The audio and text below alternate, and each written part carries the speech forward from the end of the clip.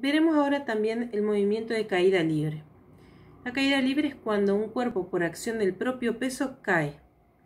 Este tipo de movimiento es un movimiento rectilíneo uniformemente acelerado, ya que la gravedad va a ir acelerando constantemente el cuerpo que está cayendo, por lo cual vamos a utilizar las mismas fórmulas del movimiento rectilíneo uniformemente variado, pero vamos a llamar algunas cosas de otra manera. Este movimiento no se ve sobre el eje X, sino que se ve sobre el eje Y. Por lo tanto, por ejemplo, la distancia va a ser una altura. Entonces, cada vez que acá en estas fórmulas aparecía distancia, en las fórmulas de caída libre va a aparecer h, que sería la altura.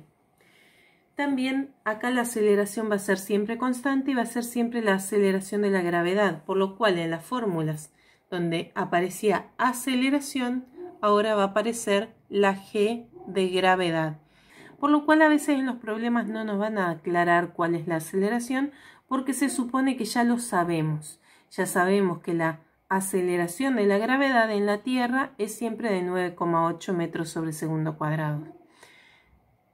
Hay bibliografías que toman como valor 9,81, otros toman directamente 10 metros sobre segundos cuadrados, nosotros vamos a tomar 9,8 metros sobre segundo cuadrado. Cuando en los problemas diga que se deja caer un cuerpo, nos quiere decir de que la velocidad inicial del cuerpo que está cayendo es 0. También el movimiento de tiro vertical, que es cuando tiro un cuerpo hacia arriba verticalmente, es un movimiento uniformemente variado. Porque como la caída libre, la aceleración es la de la gravedad, pero ahora se va a oponer al movimiento. Entonces inicialmente este movimiento va a ser un movimiento retardado cuando el cuerpo vaya hacia arriba, hasta que llegue a una altura máxima en donde su velocidad directamente va a pasar a ser 0, se va a detener y a partir de ahí va a empezar a caer y cuando caiga va a ser acelerado. Las fórmulas por lo tanto van a ser las mismas, pero tenemos que tener en cuenta que cuando sale el cuerpo parte, la gravedad en vez de ser positiva va a ser negativa porque va a hacer que el cuerpo se frene en vez de acelerarse. Entonces, la velocidad inicial siempre va a ser distinta que 0 porque si no el cuerpo no subiría. Mientras el objeto sube, la velocidad va a ser positiva y cuando baje va a ser negativa, ¿no? Su velocidad es 0 cuando alcanza la altura máxima. Acá es 0. Entonces eso tenemos que tenerlo en cuenta a veces para la resolución de problemas, que cuando a mí me preguntan altura máxima, por ejemplo, la velocidad del móvil sabemos que va a ser 0 metros sobre segundo, por lo cual debemos utilizar muchas veces ese dato. Cuando comienza a descender, o sea, cuando empieza a caer, su velocidad va a ser negativa. Por lo tanto, cuando hagamos cálculos, si la velocidad nos da en negativo, quiere decir que ese cuerpo está cayendo en ese momento.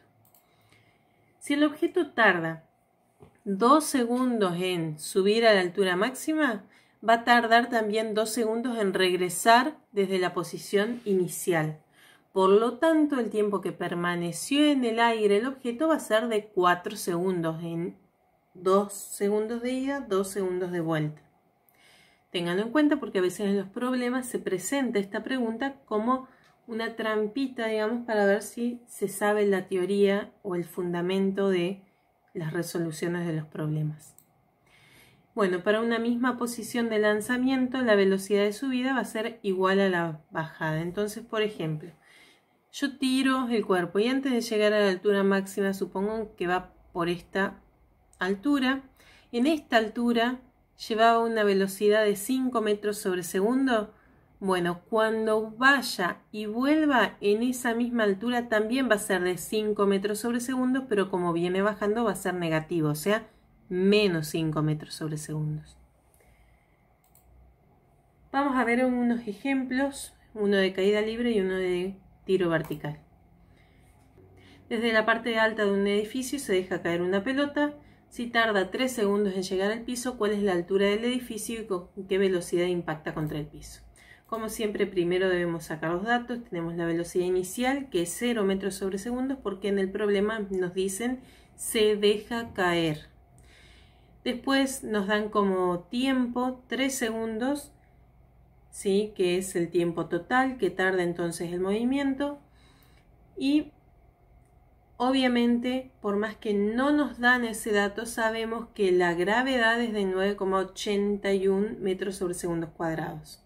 Este problema está así en el cuadernillo, se toma ese valor de gravedad, por eso se los dejé acá así, porque en el cuadernillo está así para que puedan seguir la lectura, pero pueden tomar 9,8 también. Bueno, y hay que calcular la altura y también la velocidad final, ¿sí? La velocidad con la que impacta contra el piso. Vamos a usar las fórmulas. Tenemos que ver cuáles vamos a usar. Por ejemplo, si tengo que calcular altura, vamos a fijarnos si podemos usar esta. Esta no podemos usar porque no está directamente la variable altura. Entonces tengo que usar o esta o esta. La velocidad inicial la tengo, el tiempo lo tengo y la gravedad lo tengo. O sea que esta la puedo usar. Esta no, ¿por qué? Porque no sé la velocidad de llegar al suelo, que es la final. Entonces, por más que sé gravedad y velocidad inicial, no puedo usar porque me quedan dos incógnitas. Entonces voy a usar esta. Igual que hicimos antes, tengo la fórmula, lo que tengo que hacer es reemplazar los valores en cada caso. Velocidad inicial que era 0, el tiempo 3 segundos, 1/2 de la gravedad por 3 segundos al cuadrado. Entonces, 0 por 3 me va a dar 0. ¿Sí? Se anula ese término directamente, y acá 3 por 3 se eleva al cuadrado, me da 9 segundos cuadrados, los cuales se van a ir con los segundos cuadrados de la gravedad. Una vez que tengo todo esto, multiplico directamente esos tres valores y me da entonces que la altura del edificio es de 44,15 metros. Bueno, segunda pregunta, ¿con qué velocidad impacta contra el piso? Velocidad final tengo en esta fórmula y en esta. Acá no puedo usarla porque tengo la altura como variable. Si bien yo ahora ya calculé cuál es la altura, el tema es que si yo uso esa altura y por alguna razón me equivoqué acá, esta fórmula me va a dar mal. Entonces, me conviene, si puedo hacerlo, usar una fórmula en la cual no use datos que no han sido dados. Entonces me conviene esta en donde la gravedad la tengo, la velocidad inicial la tengo y el tiempo también. Entonces solo tengo que calcular velocidad final. Entonces usando esa fórmula, reemplazo entonces con los valores que tengo, me queda solo como incógnita velocidad final. Lo primero que voy a hacer es pasar el 3 segundos que está acá dividiendo, multiplicando al otro lado. Y como acá tengo 0 metros sobre segundo, eso se puede anular. Entonces me queda directamente que tengo que multiplicar gravedad por 3 segundos y el resultado es 29,43 metros sobre segundo. ¿Por qué sobre segundo y no cuadrados? Porque el cuadrado se me fue con este segundo. Vamos con un segundo problema de tiro vertical en este caso. Un niño arroja una piedra hacia arriba con una velocidad de 15 metros sobre segundos. Calcular la altura máxima que alcanza la pelota, el tiempo que tarda en volver a las manos del niño y la velocidad y altura a los 1,2 segundos. ¿Qué datos tengo yo ahora? Tengo la velocidad inicial, la gravedad, la velocidad al llegar a la altura máxima, o sea, la velocidad final en la altura máxima, que sé que es 0 metros sobre segundos por la teoría. Y tengo que calcular tiempo, pero ustedes me dirán, bueno, pero en el apartado C me dan un tiempo. ¿Ese tiempo no es el tiempo del problema? No, porque justamente me dicen que hay que calcular la velocidad y la altura a ese tiempo. Entonces, excepto que ahora al hacer los cálculos me dé como tiempo de la altura máxima 1,2 segundos, no es el dato indicado para A y B. Vemos qué fórmula vamos a aplicar. Tenemos las tres fórmulas de siempre. Fíjense que los datos que tenemos son velocidad final, gravedad y velocidad inicial.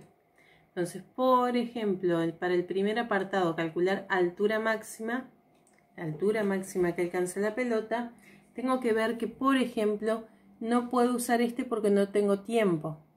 Sí puedo usar este porque tengo la velocidad final, la inicial y la gravedad. Entonces, aplico esa fórmula, reemplazo los valores conocidos y me queda como incógnita h.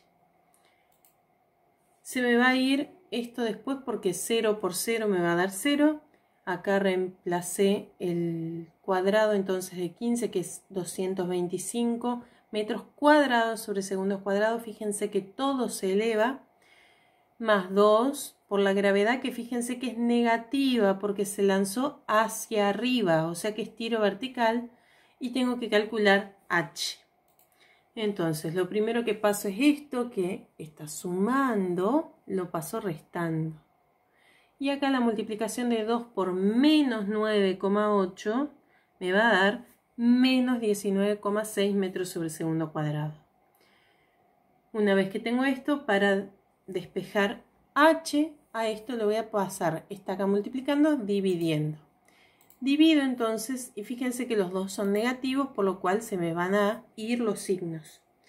Después, el cuadrado del metro se me va a ir con el metro de acá abajo, y los 2 segundos cuadrados se van.